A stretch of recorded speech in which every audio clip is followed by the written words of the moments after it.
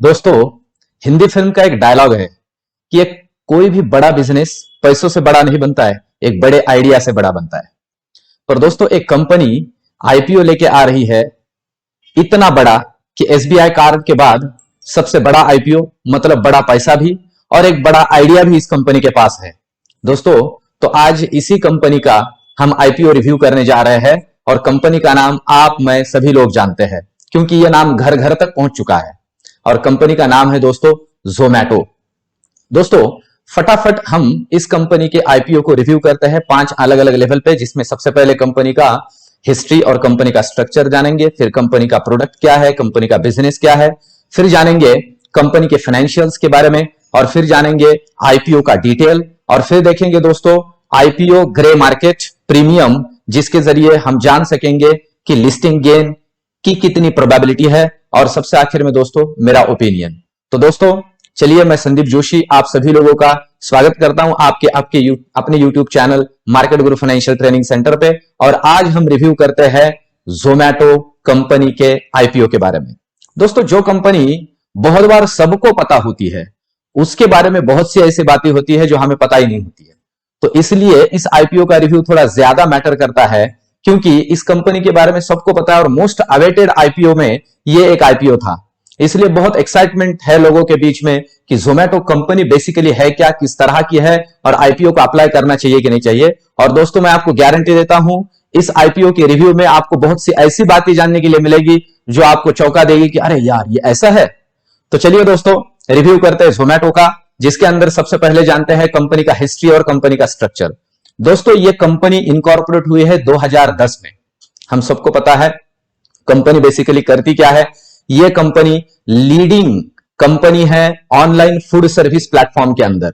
हम सबको पता है, घर घर हम सभी लोगों ने अभी ये जो लॉकडाउन था, इसके अंदर जोमैटो के जरिए प्रोडक्ट घर पे खाना मंगवाया होगा। हम सबको पता है कि कंपनी का ओवरऑल इंट्रोडक्शन तो उतना ज्यादा इंपॉर्टेंट है ही नहीं, क्योंकि सबको पता है कंपनी बेसिकली करती क्या है। पर बहुत सी बातें हैं जो ध्यान में लेनी जरूरी है।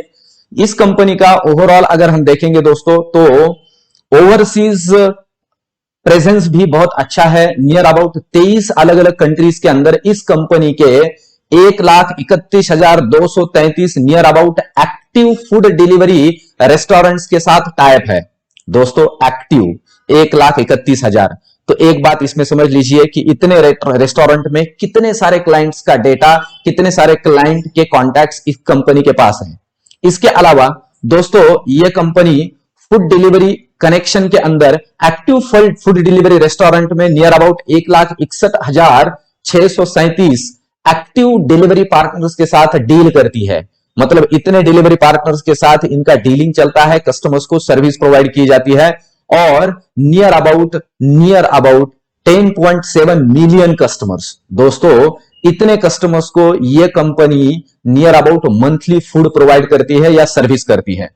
तो यह बात थोड़ी समझने जैसी है दोस्तों। सबसे इंपॉर्टेंट और खास बात इस कंपनी की यह है कि इस कंपनी के पास एक बहुत बड़ा डेटा अवेलेबल है, बहुत ज्यादा इंफॉर्मेशन कस्टमर्स की अवेलेबल है, और एक एक्टिव अच्छे पार्टनर्स इस कंपनी के साथ जुड़े हुए हैं, बहुत से रेस्टोरेंट, जिसके जरिए हम सबको पता है ये कंपनी जो सर्विस प्रोवाइड कर रही है ये एक यूटिलिटी सर्विस है, ये हम सबको पता है। पर बहुत सी बातें ऐसी है इस कंपनी के बारे में जो हमको पता नहीं है, जिसमें आगे हम देखते हैं इस कंपनी का बिजनेस और प्रोडक्ट बेसिकली क्या है, किस तरह का है। दोस्तों, ये कंपनी 2 लेवल पे इनके प्रोडक्ट है। अब देखिए, इसमें से एक प्रोडक्ट हम सबको नियर अबाउट पता है, वो है B2C।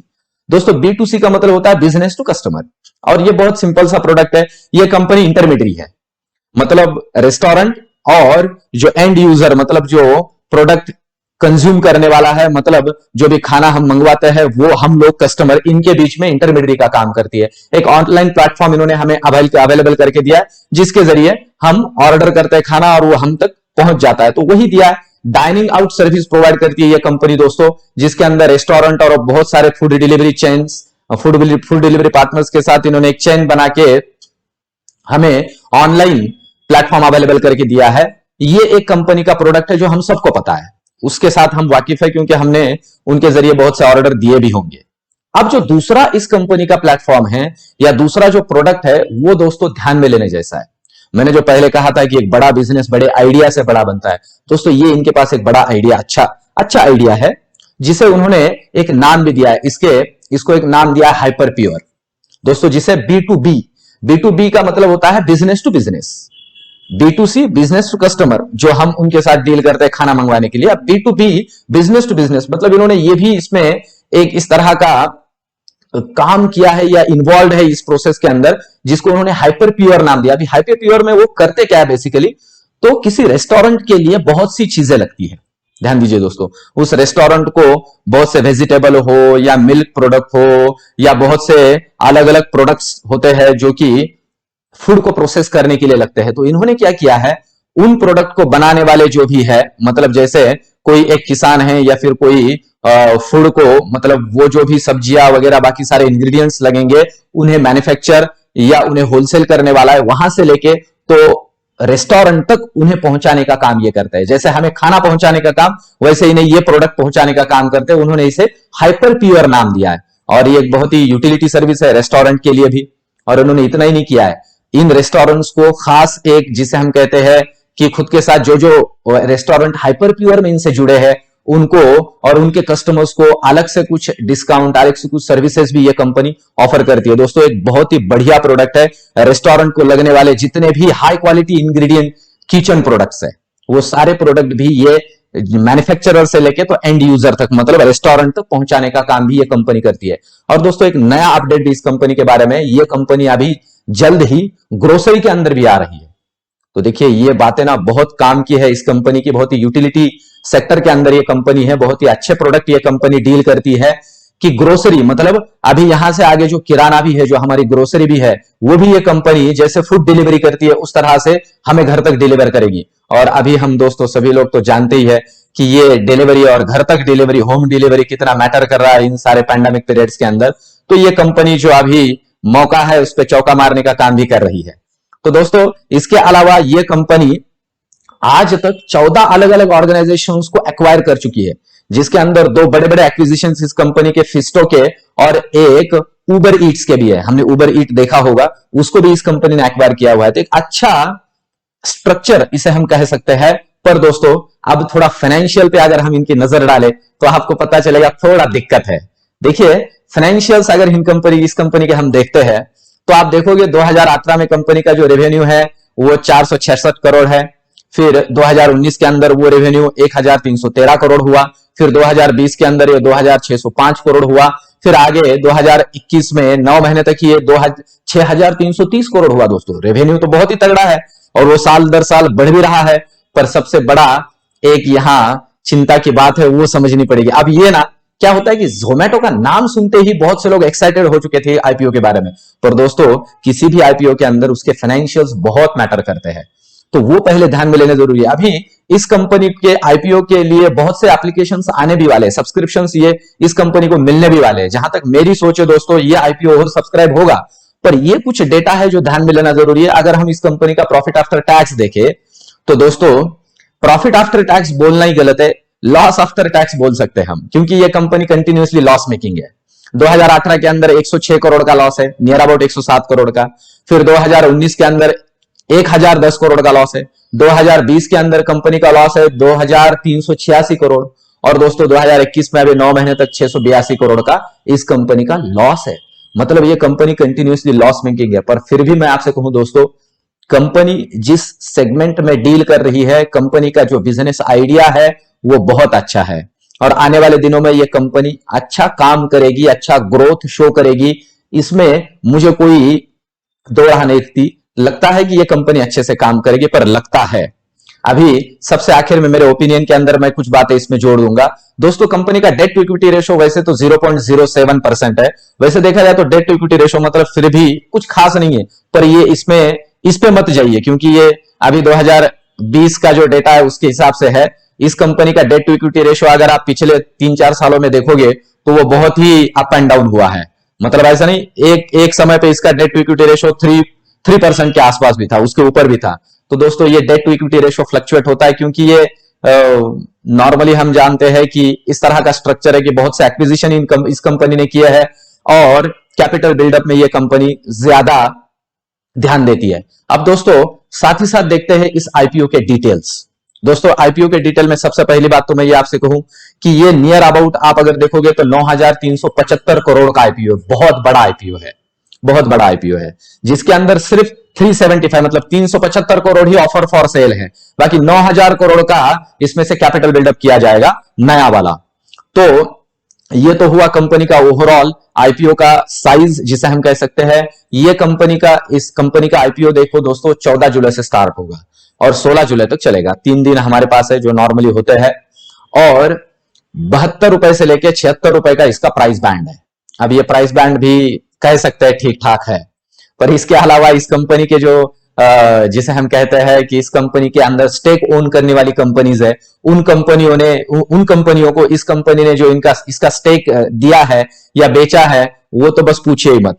इसके अंदर जो अलग अलग कंपनीज इन्वॉल्व है, उस कंपनी के पास इस कंपनी के शेयर्स का जो होल्डिंग है आप सोच भी नहीं सकते दोस्तों, 1-1 रुपए से लेकर है, मतलब उन्हें इस कंपनी ने 1-1 रुपए से भी इश्यू किया है, ठीक है, जिसके अंदर इन्फो एज एक बहुत बड़ा इनका जिसे हम कहते हैं होल्डिंग कंपनी है। तो इसके अलावा मतलब इन्हें होल्ड करने वाली कंपनी है, इन्वेस्टर है इनका कॉर्पोरेट इन्वेस्टर। तो इस तरह से भी इस कंपनी का मतलब मतलब ठीक से अगर देखा जाए तो मुझे तो लगता है थोड़ा चमत्कारी की डेटा है इस कंपनी का, पर ठीक है। देखिए इसके अलावा लॉट जो है मार्केट लॉट आईपीओ का वो है 195 शेयर्स का, 195 शेयर मिनिमम खरीदने ही पड़ेंगे, जिसके अंदर 14,820 रुपए का मिनिमम इन्वेस्टमेंट होगा। दोस्तों अलॉटमेंट होगा 22 जुलाई को, 22 जुलाई को हमें पता चलेगा शेयर मिले हैं नहीं मिले हैं। 23 जुलाई को सॉरी इनिशिएशन होगा रिफंड का, मतलब जिनको नहीं मिले 23 जुलाई को उनके अकाउंट में पैसे जमा हो जाएंगे। 26 जुलाई को अकाउंट डीमैट अकाउंट के अंदर शेयर जमा हो जाएंगे, और 27 जुलाई को टेंटेटिवली डेट से दोस्तों फिर से कहूं 27 जुलाई को ये आईपीओ लिस्ट होगा। उस दिन ये आपके लिए अवेलेबल हो जाएगा, जिनको मिलता है उन्हें सेकेंडरी मार्केट में बेचने के लिए। मैक्सिमम इन्वेस्टमेंट दोस्तों इसके अंदर 1,92,660 रुपए की आप कर सकते हो, जो कि नियर अबाउट 13 लॉट आते हैं रिटेल इन्वेस्टर्स के लिए। और इसके अलावा अगर आज के डेट में कंपनी का ग्रे मार्केट प्रीमियम देखा जाए, जिस दिन में ये रिव्यू बना रहा हूं, वो है 16 रुपए दोस्तों, वो है 16 रुपए। अगर उस हिसाब से देखा जाए तो नियर अबाउट 20-25% के आसपास ग्रे मार्केट प्रीमियम अभी दिखा रहा है। पर अब सबसे आखिर में दोस्तों मेरा ओपिनियन इस आईपीओ के बारे में, मेरा ओपिनियन, जैसे बहुत सा डेटा हमने अभी गो थ्रू कर लिया है, ये थोड़ा कंफ्यूजिंग डेटा है दोस्तों।